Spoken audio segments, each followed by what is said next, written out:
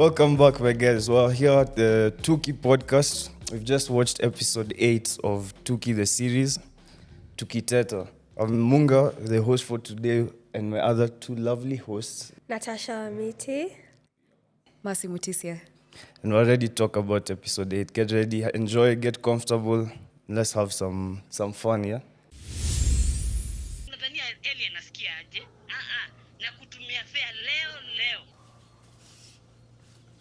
You are not a nice person.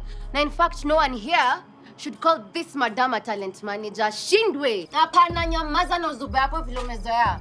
And watch me with all the men I want doing exactly what you want to think of it. So that's what you want to hear, Robbie.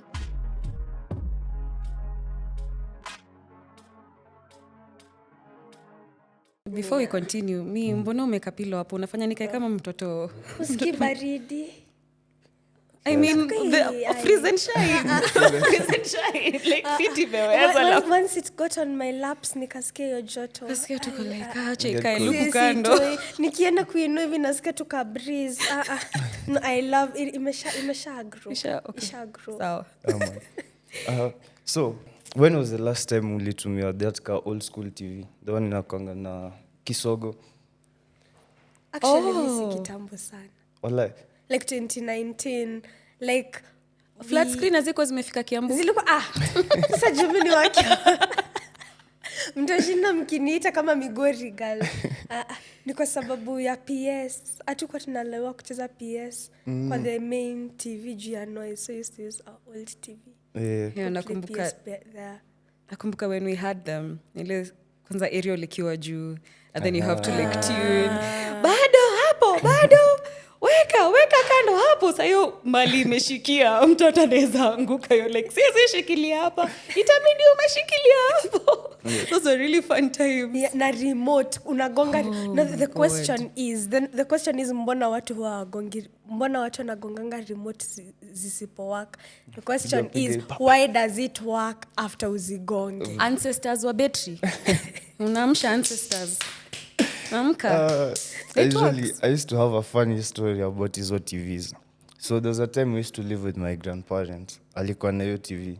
And after school, he didn't used to allow us to watch TV. But we obviously, as kids, used to still watch it. So now kuna day, what we didn't know, this guy used to come, my grandpa used to come home, alafu anashika nyuma ya TV. If it's hot, anajua these kids were watching TV. Oh my God. Kuna siku, he came early, akashikia hiyo TV nyuma, akaona it's like hot. So mlikuwa mnamaliza kocha alafu I never used to know that's what he does. Because we used to zima it like before he comes, like a few minutes before. This time, tumezima like when we heard the car imefika. Kashika TV, it was hot. It was a long night that time. Oh my God. My dad used to lock it kwa hizi kabati. Kashikizo kabati ziko na nini? Anafunga na padlock. Anafunga na si unajua zilikuwa na lock. Yeah, so anafunga na hiyo kifungua naishia. Sisi ni kina nani? Unainua tu kidogo hivi. Naingiza chuma na uwasha na tosh. Alafu tulikuwa tunawatch hivi na macho moja. Wewe. For real. I mean my TV addicts. Alafu tutaingiza chuma. Kwani kila mtu amepitia hiyo phase. Sisi yetu ni kunyima DSTV, kunyima wifi, ni KBC tu. When I was in form 1, my brother was in class 8. Juzi tu. Sisi ilikuwa family TV. Unajua family TV hata?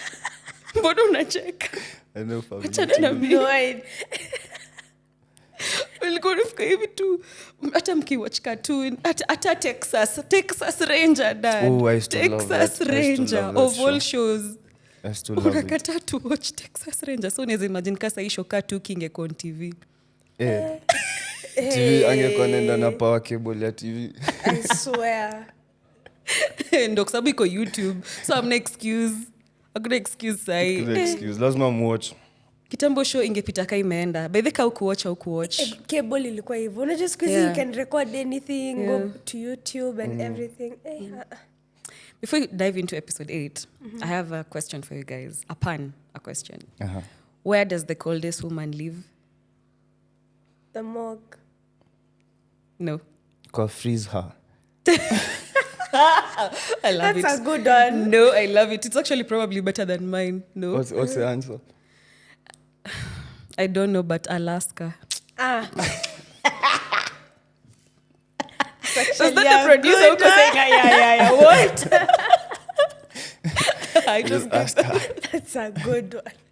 Speaking of cold women, let's get into this show. Was cold. Episode 8 was cold. In this episode, the tension ilikuwa Hey. high. You kila kitu tu inakuanga about you na anything that satisfies the story of Alma. Jichunge Robi. Jichunge sana. Wewe jichunge Alma. Siku deserve kitu yenye ulipull leo na CFO definitely. No. Stories zangu na CFO is none of your business. But of course. Business yako ni yako na pia business ya watu wengine bado ni business yako. Hey, mimi nilifika hapa by doing exactly what I want whenever I want to do it. Whenever you want. Oh my. So unaona sasa unaweza niongelesha vile unataka. Oh, okay. Mbona Robi amekubo?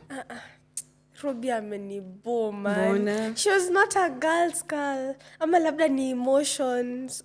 Mi amenibo. Mi na feel ni kama wali cross boundary kiasi kwenda kwa. Okay, I understand kutafuta hiyo audition tape. Because that's the one thing she needed. She was really depressed in her bedroom, yeah? Yeah. And then naelewa hadi kumsaidia kutafuta audition tape. But kuenda huko to that house. No, but like hata yeye, like I feel like kukasirikia kina Alma. Hakuwa naona hiyo point. Like me hakunibamba at all. And furthermore, you're already outside of the house. Yeah. Sasa inakuhusu nini whether they go or not. Like it's not like you have a career anymore. Haikuhusu. Like a career with Vera anymore. Like haikuhusu. And had she never went, hata Vera angejua correlated. Like I just found it so I mean, mi alinibu for real. So wewe unaboeka juu alikasirika. Alafu mama yake ako nyuma na hizi mwambia what kind of hiyo ni kwa nyoks. Alma alikuwa na banta. Alma alikuwa kwa nini height yake ya kubanta. Nani alifreeze because alifreeze. Didn't you see her face? Kwani Alma mbona ange notice? She was behind. Angemwambia tu angefanya kitu. I feel like then it was intentional for Robi to do that. Na mi amenipo. Of course, if you don't know what you're talking about, enda watch show. Haiko kwa TV ya Kisogo. Iko kwa YouTube. It's YouTube. Go watch it, come back, and we'll continue this discussion. But I kind of understand Robbie's anger. Okay, to some extent, hiyo part ya nini ya tuk ride. Wakishia, like, come on girl, like, chill. It's at night, like. Panda the tuk ride. Yeah. But I understand, like, kuna levels. I think before kwenda kwa Vera, they should have probably called Robbie and been like, we know where your tape is, it's with Vera. Can we go? Because unajua sasa, ukiangalia na mtu kama Vera ni mtu akona connections kwa industry. This is something that would clearly, potentially jeopardize her career. So I think, so far, hiyo kwenda kumsaidia kutafuta tape, sawa. Kwenda audition, sawa. But kwenda kwa Vera, I feel like hapo kidogo waliuma nje. I feel like wangecall because wangecall Robbie. Wamwambie, we know who has the tape. Acha to make plan ya kuiget. No, but like I feel like they were acting in her best interest. And yo kutomcall like wa ati trying to like cross boundaries or meddle with her business. It's just that probably they were carrying on the anger. Like you can even see it from their live. Yo kwenda call out nini because Robbie angefanya. Hiyo ni kitu ingine also going live already history ni moto. Si ndio ishafika Migori. Robbie's mom actually called her that morning and was like, nakutumia fea urudi nyumbani sahi, how do you think Ellie is feeling? So ni story komoto and then you're adding salt to the injury. I don't deny that they were probably acting in her best interest. But sometimes ni vizuri kukula pause. I feel like hapo, Alma na Achie wangekula pause kidogo amu-involve. Yeah.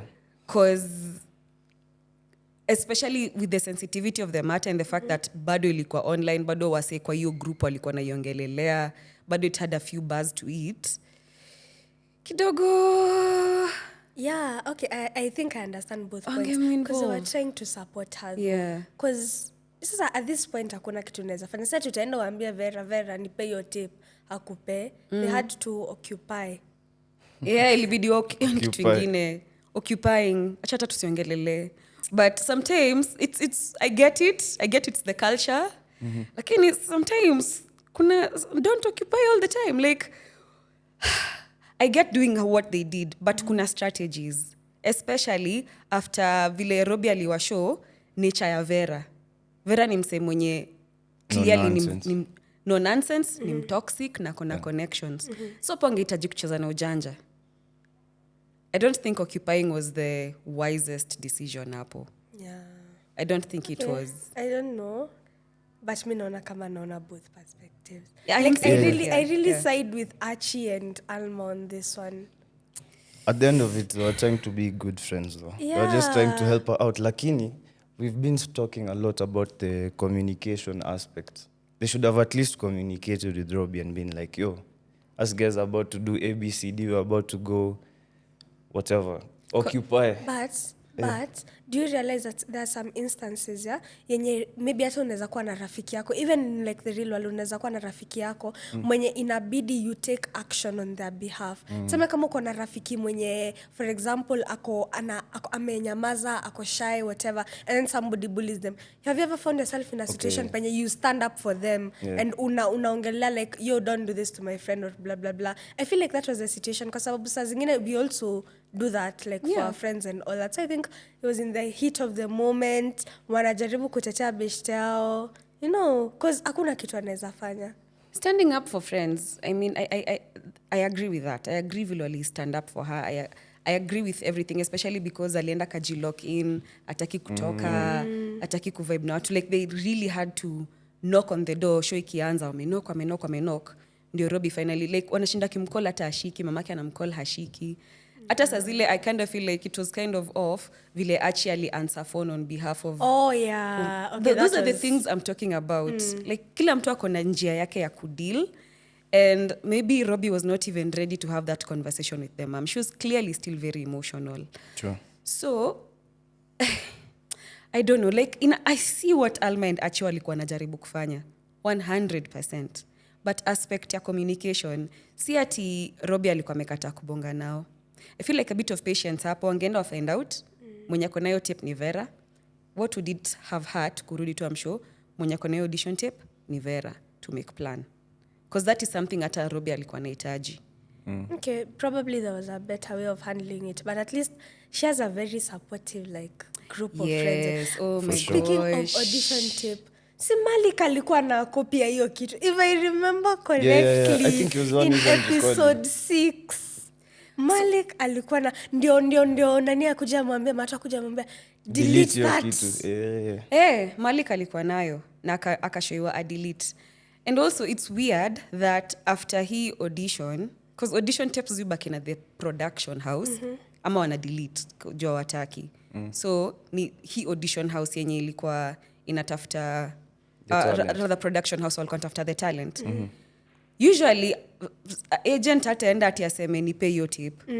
So hii story yote chini ya maji ni Vera. See, even Nani said when Robbie called Vera, I mean the person said Vera alinunua na akasema hiyo story wasiwaongelesha Robbie tena. Angalia like power ya Vera, mpaka ule audition mwenye alikuwa na do auditions Alan alisema, do you want me to lose my job? Kumbuki akiuliza nani Robbie kwa simu alimwambia, if you want and deal na Vera, do you want me to lose my job? Yeah, so she's clearly very powerful in the industry. Alafu mnakumbuka in the last episode ile kitu niliongelelea ya blacklisting. Mli notice vile Vera alimwambia, by the way, utawaipata any jobs, don't audition in this Nairobi. Pack your things and go back to Migori. You're on probation. We will decide if you're going to stay or you'll go back with a bus, whatever, to Migori. Toa sura hapa. Toka!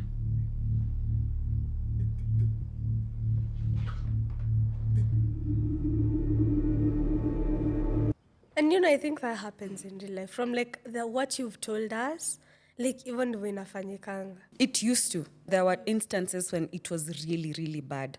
Right now, I don't think it's as bad. Utakuwa exposed. Sahi watu wako TikTok mbaya, naisha audition unanifa na kuanika vibaya. Even if Alma na Achie walikuwa njaribu kufanya. Okay, sawa. Yeah. Watu wakipatiananga hizo threats, zinakwanga threats. Si ni power dynamics, ni power play. Kuonyesha niko na connections, niko na ties, but let's be realistic. as in producers wote waongelesha nangi. I'm pretty sure kuna producers vera hata waiongelesha kwa hiyo in that city. Or some that actually don't even know. Like, and literally that's what happens not just in the film industry, everywhere. Umeishia, umefanya kazi somewhere and then someone harasses you and then they threaten you. They're like, if you ever tell anyone, your career is over. Yeah. And because of the power dynamic wamecheza na wewe, wamekufanya ufeel ni kama you will never climb if I'm not, you'll never, unaogopa kuongea, unaogopa kuexpose. Hata you're afraid of going to the media or the press or even suing them because unajaribu ku protect career yako. It's a reality, not just in the film industry, I think generally. Yeah. So yo uoga msea uwekwa, but in reality industry ni kubwa. But lakini tukue honest, ukiwa in the middle of all that, as you've said, it's very easy to give up. Yeah. Like kuachana nao na kila kitu. Because hata Vera alimwambia atafuta career ingine. Achana na acting. Kwanza vile alisema ati she's not an actor, she should look for another. ni macho zangu ziliroll nikaona frontal cortex. And like, what do you mean? After kumsifu, at least what the guys wrote, you're good, Jane, what. Remember that last episode there? Because that's what they do. Wata break spirit yako, break courage yako ndi utoke. And ukiangalia, the one on the losing end hapa ni Vera. That's why ana behave hivyo. That's why she's really on hiyo attack. Hata actually vile Alma na Achie waliishia, kama nani hangetokea, chances are, probably, do you think it would have worked? If Robbie hangetokea ku stop Alma and Achie, do you think it would have worked? Not really, jua kwa wawili, alafu nini, but kenye nadhani, wacha nikuwe prophetess, hiyo live labda mtu ali-screen record. Sivyo ndivyo kunaendanga mtu ana-screen record, hiyo ndio itaenda viral. Yeah. So do you think it would have worked ama ungeitwa polisi? Sidhani ingework. They're just two. Yeah. Let's just be honest, ingework. Labda tu kungekuwa na drama, tension, but sidhani ingework. Ngeenda from justice for Robbie to free Achie. And Alma. Free Achie and Alma. So on the topic of support, we've seen how Robbie's friends have supported Robbie, or tried to rather. There's also someone who's shown support, and Baba Robbie, who was trying to support Ellie. Ellie is back, and as usual.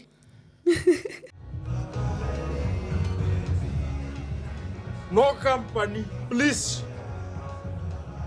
What do women want? Let's start with the introduction first. Unaitwa na? Yo manyiri. Udwaro gango. Hey.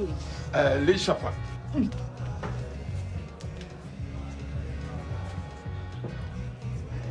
Baba Robi. Yeah, our guy alikuwa kwa bar. Haki ya Mungu. He was enjoying.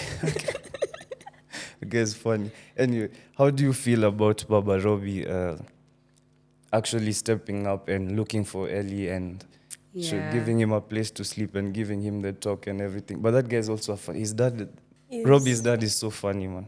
Anamshtua alafu akiona ameshtuka anambia ni mzaha. Unaongelelea Baba Robbie. Msi, umeenda sherehe, umebleki, unajipata kwa room ya ex wako, alafu baba ex wako anakuletea chai. Which world is this?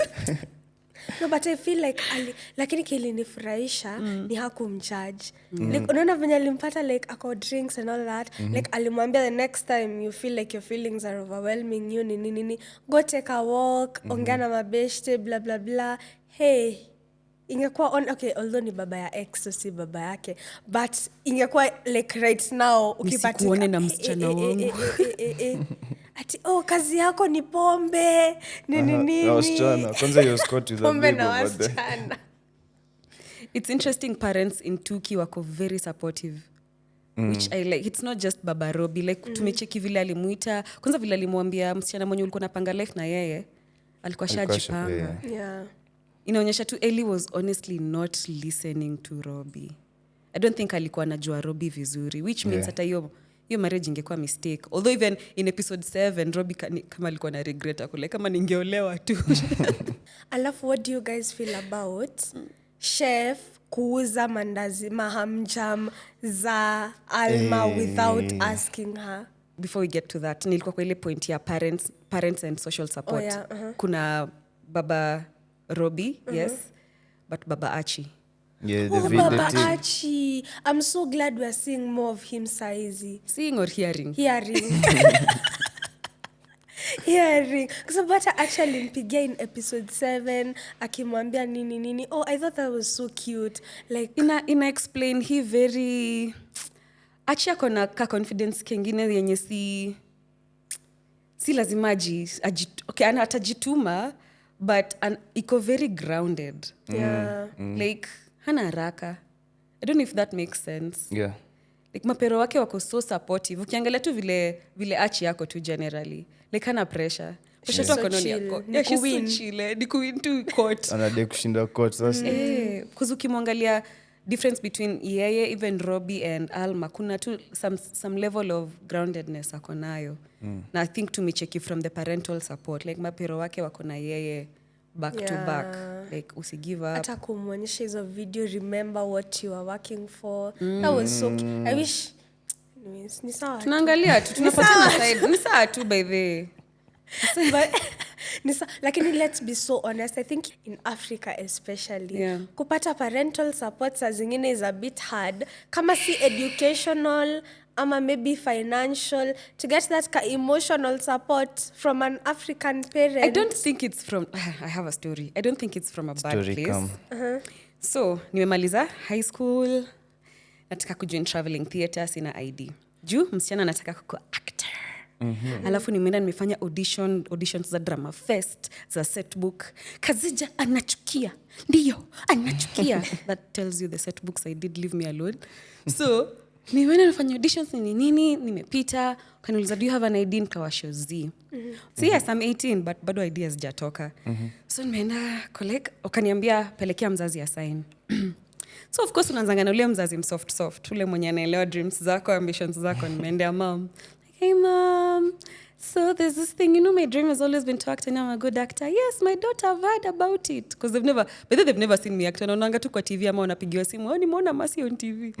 So yeah, my daughter, I'll support you. So kuna hii form, traveling theatre, we do set books and we travel. My mom looks at it. Go ask your father. Oi. Hey. Like, but moms, you're also my guardian. Go ask your father. Hey, hiyo jioni imefika tu niko hapo. Watu tumekula chapati vizuri na unajua tu. You already know the answer. Naanza tu kusikia baridi. I'm like, so dad. Like, okay, kwanza hiyo sauti. Dad, kuna hii kitu gani? Kuna a theater company that I want to join. So we're going to be acting and it's set books and we will be traveling. Yes, we will be going to like high schools to traveling na nani? Na watu wa theater. Hiyo hapana. Like, hey dad, hiyo hapana, nimesema hapana. Dad, but sitaki. But dad, it's my dream. Dream kitu gani? Ngonja grades wende college. Bro. I was just there like, dad, you don't even support my your dreams. Nimekulipia hii. Na hustle ndio uende university unaniambia dreams. But dad, hizi basi kutonitaka hapa. It was vita. I was like, dad, you don't even care about me. I don't care about you. I work like a ndange. I'm here working like a ndange. To date, my brothers were just like, budangu alijam. Pia mimi nikajam. Hatukuongeleshana sijui for like 2-3 weeks. But unajua tu like daughter, I'm the only daughter, so of course. Ikapita. Soft spot. Yeah, traveling theater wakaenda. Kuna dema alikuwa kwa hiyo traveling theater wakaenda. Mwenye nilikuwa najua. Si akapata ruhusa akaenda. Msichana alirudi na mimba. Oh. Yeah. Did your dad find out? No. You don't want them to find that out. Bado tu yeye anajua ni kazi yanga kwa life, but yeah, she came back very pregnant. I was like,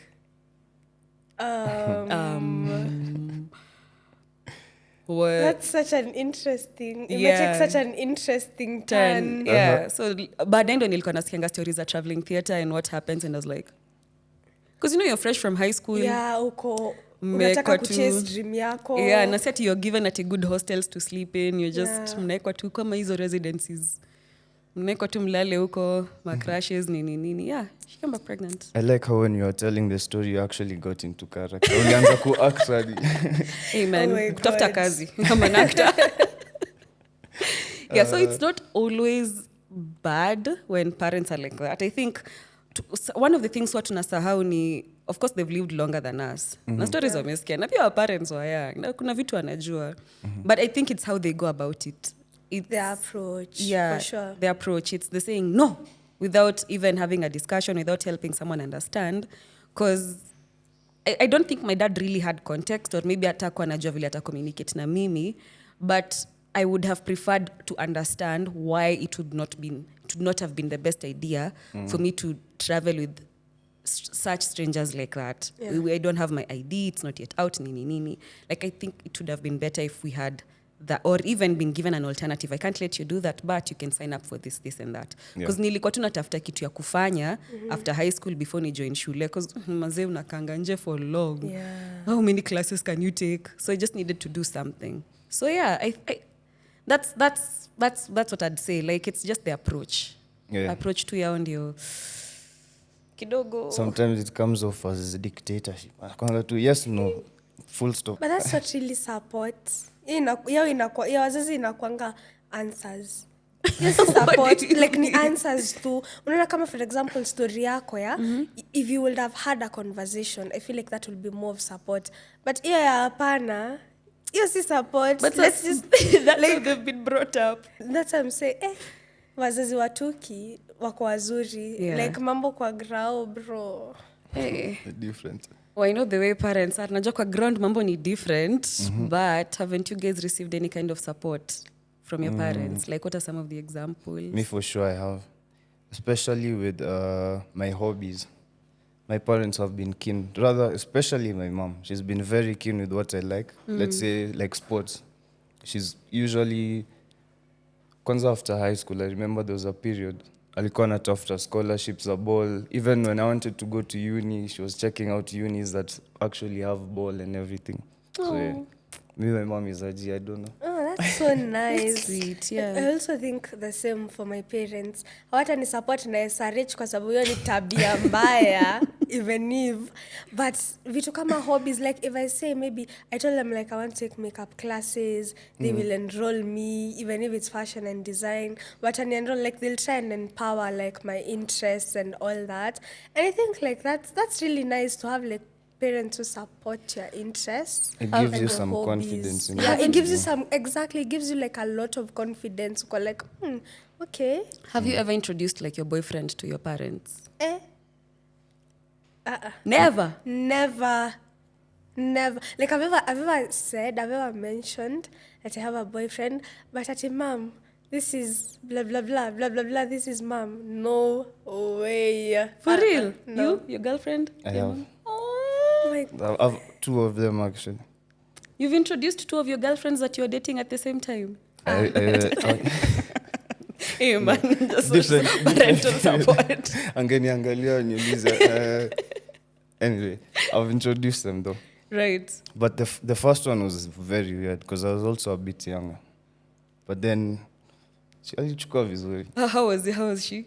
The thing is, my mom is a personality person. So if you have good personality, she won't really mind. She won't have anything to say. Kini akiona wewe ni kichomba, she'd be like, excuse me, who's that young lady? Kuintroduce her inakaa kwa so nerve-wracking, bro. It was. Kuna the intentional introduction, alafu kuna your parents accidentally coming home early when you've invited your boyfriend over. It happened to me, guys. Okay, that was tell us the story. I didn't invite my guy over. My boyfriend had come over, so we were just hanging out, chilling, and then I hear pip pip.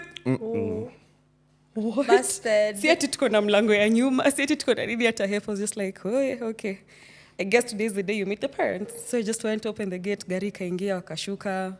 My mom had already heard of him because my mom and I are actually Alma's mom and the mom, that's my relationship. My mom would never buy me condoms, of course. Yeah. But nizile za tell me everything, tell me anything, don't hide from me, which I really appreciate my mom for that. But it was so funny because my mom walks into the room and like, hi, Dan. Hi. Dan was just, his name was Dan. He was just seated there like frozen, looking like a church boy. I was like, bro, come on. We were the 2 of us. Like, so he was just seated there looking like a very, kamekelea pillow kwa nini, collapse. And then my dad walks in, sees him. There's this awkward silence for like, it was a couple of seconds, but it felt like hours. So budango ameingia, wameangaliana.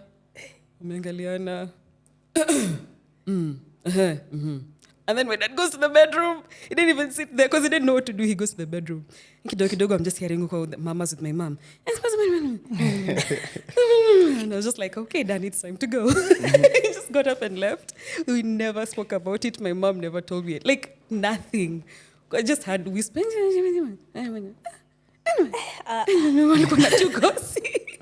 Tasha, in your opinion, who do you think it's easier to introduce your partner to between your mom and your dad?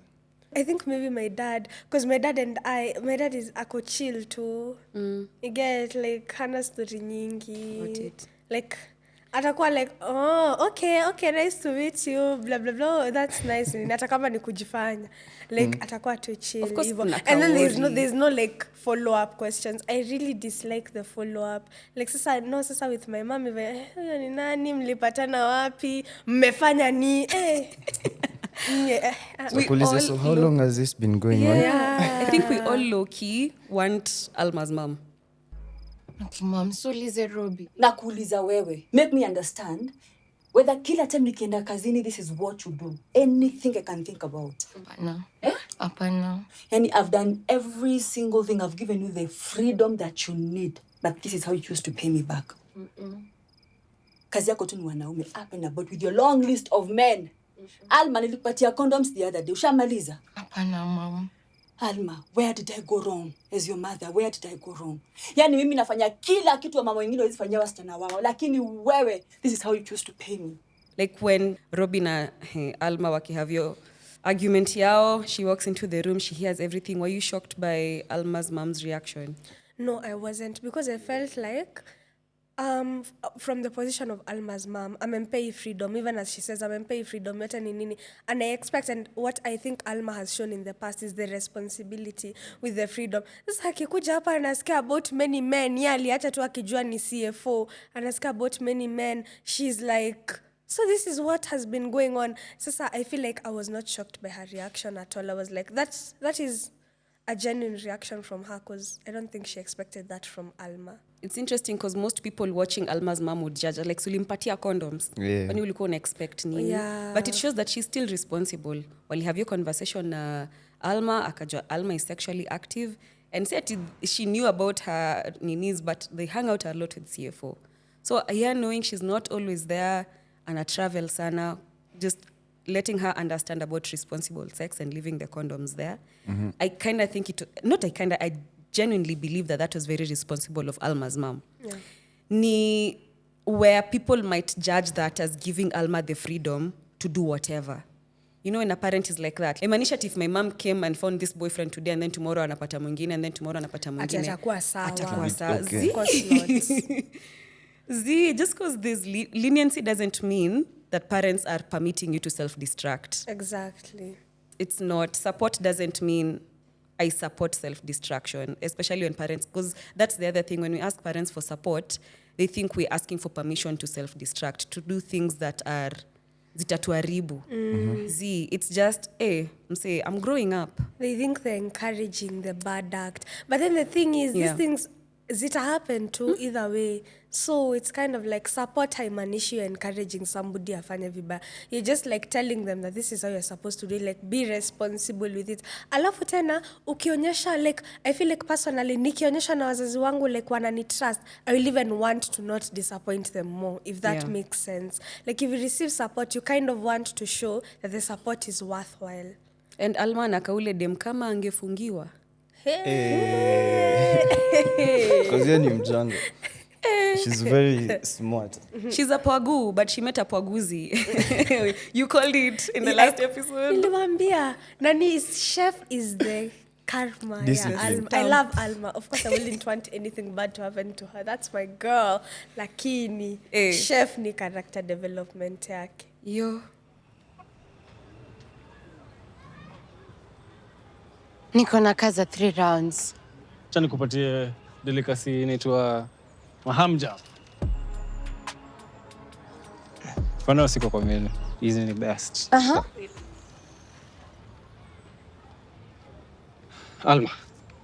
Yani unauza mahamjam zangu on your socials. Kwanza vile alikuwa, are you high? I'm high on you. I'm high on you and the maham. This episode. But Alma ako so strong. Like alimshow even after kujaribu kuingiza box and all that, she's still like no. Like she's like ebu toka hapa. Watch hata hivyo, it's the fact that first of all this guy tries to sell the maham jams bila shame bila haya on social media without telling her. Second thing, Alma akifika hapo anapata umse akikatia demu mwingine na maham jams zake. Enyewe you're right. Karma. Discipline. Enyewe watu wastaki labels. Inakwanga tu hivyo. Unapatanga wako. Alafu tu, he just came back full circle. 50-50. 50-50 what? Pay me back. Do you notice Alma's reaction on the 50-50 part came? It was kind of like ilirudi because CFO alimwambia the exact same thing. Ilimtrigger alikuwa like limpe pesa zangu niende. The plot thickens. It thickens the plot. So do you think they're going to continue doing business? Hapo amechoma. Mi siwezi guess aki. Alma ako very unpredictable. But yeah, Alma is also unpredictable. But she took the money though. Was that a sign of agreeing to the 50-50? Ama that was, you've sold my mahanjams, give me my money. It was not, I don't think it was agreeing. Sell him push off. Yeah. Sijui. Wacha tuone. Let us stick around and find out. Episode 9 should be interesting. It really should. What do you think of Robbie's friendship now with Alma, now that everything has happened, while he blew up? Robbie talking about relationship ya Alma na CFO, calling her out, being like, unapenda sana kuingililia nini, hata utaki ku-open up about feelings zako. Vile Alma alienda zile za here. I think it was not any of her business. Boundaries zinaingililia hapo kwa sababu sahi we are talking about. Alafu pia I think in as much as maybe Alma might have crossed the boundary with Robbie, I feel like a lot of Robbie's anger was misdirected. Yeah, that's true. Sindo kwa sababu alikuwa amejamia, like in the reality alikuwa amejamia kwa sababu hata akiongea alikuwa anasema ati she was mad at herself. The fact that alikuwa na argue na huyo fairy godmother Nirima in the bedroom before Alma afikirie, oh my God, you're arguing with me. Yeah. She was mad at herself. She really was. And the anger was misdirected. Na hata sasa mi penye naona boundaries zimecrossiwa ni yes sasa kutaka kuingiza story ya Alma kwa something that does not concern her Alma na at CFO. all. It doesn't concern her at all. Yeah. And it has never crossed even in her life at all. So do you think the relationship is salvageable between Robbie na Alma? Because hapo kidogo. Of course. Cousin Alma fights. was so understanding. Hata Robbie akimfanyia hivyo vyote. Na ndio maana Robbie alinibu. Because Alma was like, you're not mad at me. Nini. Lakini sasa hiyo part ya kutomonja mamake. But mi naona wata salvage. Same. I feel like they'll find out. But what I want to know is how that talk with the mom is also going to pan out. If it becomes a big issue, then Robbie and Alma might also have an issue. But if the mom and Alma kind of find a solution, I think it will cool things down, and then her and Robbie might be able to talk something out. Yeah. The mom will definitely figure something out. Do you think the mom atakazia Alma sasa? Because That's from what I I'm was worried getting about. from the conversation, it's kind of like Alma ataanza kukaziwa kidogo sasa. Acha tuone. You know, when the parent decides to put their foot down. So that was the same thing with Mama Robbie when she was like, nakutumia pesa unarudi Migori. But then anaenda Migori. I cannot wait to find out. And now Mama Alma is also here. We're seeing when parents pia kuna limitations. Like, I'll give you freedom, lakini. Wait, Mama Alma doesn't know about the chef. No. She doesn't, but she's about to. I have a feeling. Definitely finding out. The next episode should be fire. Right? What do you guys think about? This part really stood out to me. Part yenye Mama Robbie anapigia Robbie. Robbie is trying to explain herself, and then Mama Robbie is like, how do you think Ellie feels? Like, hello, are you supposed to be my mom or Ellie's mom? Because I feel like pia unafaa kuko hivyo uone mtoto wako ako traumatized. Hata kama alifanya hivyo and nothing happened, but hata kama alifanya hivyo, it being on social media and even on gossip pages, like badala ya kumuuliza like uko sawa, like how do you feel? Ati how do you think Ellie will feel? Hiyo kitu ilinibo pia. Ilinibo sana. Like that was not supportive at all of her. Robbie's parents, I think, are still very stuck on Ellie. Because even the dad is still going out of his way to go check on Ellie, inviting him into his home. The mom is still referring, like asking Robbie, like, yo, what about Ellie? Yeah, what about Ellie? So I feel like the parents are still very stuck on Ellie. Probably. But they've been very supportive. You up to part here, the mother, I sense shame. Shame is a thing. Like, when you're ashamed, unajua inakuanga na ripple effect, especially a small town like Migori. Tuliona by the time alikuwa anatoka kulikuwa na story ya radio. So of course her parents have limitations, right? Mara umekuwa kwa radio, mara umekuwa alafu tena umeenda Nairobi ina happen. I'd understand why the mother would get that mad, but it doesn't excuse the lack of communication. I think they would have taken time to really dissect that that problem, because ingesaidia pia Robi kuiprocess. You know, ningesaidia Robi sana kwa sababu unajua when you feel supported hata stress inatoka kidogo, because amejapata stress came from what her parents will think. So I feel like wangemsupport ange feel a bit better. Na hivyo ndivyo inakuanga kwa dunia, like unaweza kuwa na situation mbaya kabisa and you know like nothing can help you, lakini ukisikia uko na people, ukisikia uko supported in one or another, you just feel better. You literally just feel better. Okay. Takeaways from this episode. My first takeaway, or rather my takeaway, is number one, power of friendships. Friendships are very important, but then you have to attack. Like these guys, they wanted to help, which was the good part, but then the manner in which they were helping or taking things into their own hand was what was the issue.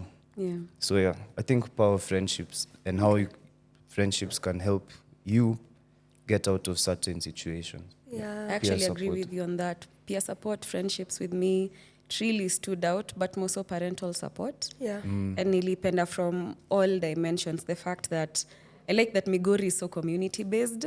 Baba Eli, even if the son probably no longer has ties to the daughter, aliona hapa kidogo kuna mali unaelekea, naelewa emotions zinaweza kufanya hivi lakini there are other ways of dealing with heartbreak. I loved that he stepped in and really supported Ellie. The fact that hata alimtoa akamleta kwa bedroom ya daughter wake pass the night over there, not on someone's bed. That was really supportive of him. Of course, Mama Alma, she's always been supportive of the daughter, and the fact that she showed her boundary. Like just because I support you doesn't mean that I'm giving you leniency to jeopardize yourself as a young woman in Nairobi. So I really liked the element of parental support. And I wish more parents could actually watch this with their kids. I know it's going to be very... but I kind of wish, because kuna yo parental gap, kuna nini, but I kind of wish most parents would actually watch this. I think my takeaway is also parental support, because as you said, wameishi kutushinda na wanajua kutushinda. So instead of like parental support and communication, like clear communication, not just venye tumesema, not just answers, you feel supported by like clear communication, like it's this. So I feel like that is such a major takeaway. Parents out there, aspiring parents maybe, 2025, who knows? But parental support is like so important. And that's my biggest takeaway from this episode.